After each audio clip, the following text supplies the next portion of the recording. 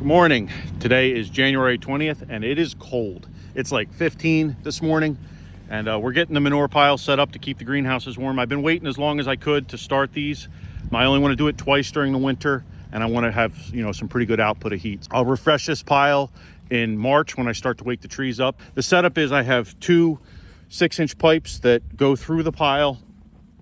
They're 200 feet each. Each house has its own. Let me show you here. I'll show you the pile's pretty big. It's about 60 yards of manure. When I put the pipes in, I did put down a bed, which was actually more. I put about 18 inches down of a bed, and then I put the pipes on top of that bed. So they're up off the ground. They're in the middle of the pile where it gets the hottest. You can see this thing is really steaming. The air gets pushed in through the one pipe and goes around. I have it all set up inside there, and it comes right back into the greenhouse. So we're taking air inside the greenhouse, into the pile, and back into the greenhouse. Keep it as warm as possible.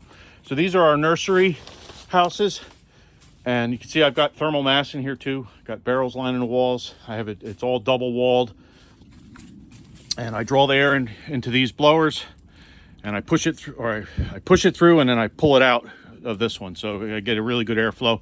One blower didn't seem to be enough. It was a little bit slow, but this gets us some really good output. These are 6-inch blowers. They use like maybe 75 watts of electric. They're pretty efficient compared to other ways of heating this thing. It's really like, running a high power light bulb. We get some good output. It's not going to grow these things during the winter, not when it's cold, but it will prevent them from getting too cold. And with your young trees, you really got to be careful, freezing the roots.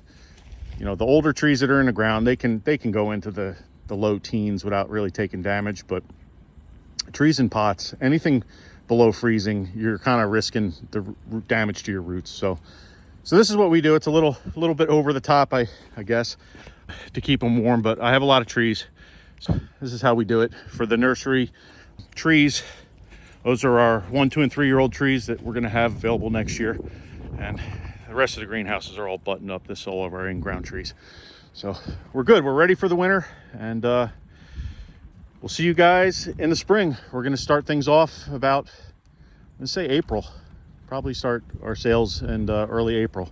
I think I'm going to wake these things up in the beginning of March, and we're going to be ready to go beginning of April. So we'll see you then.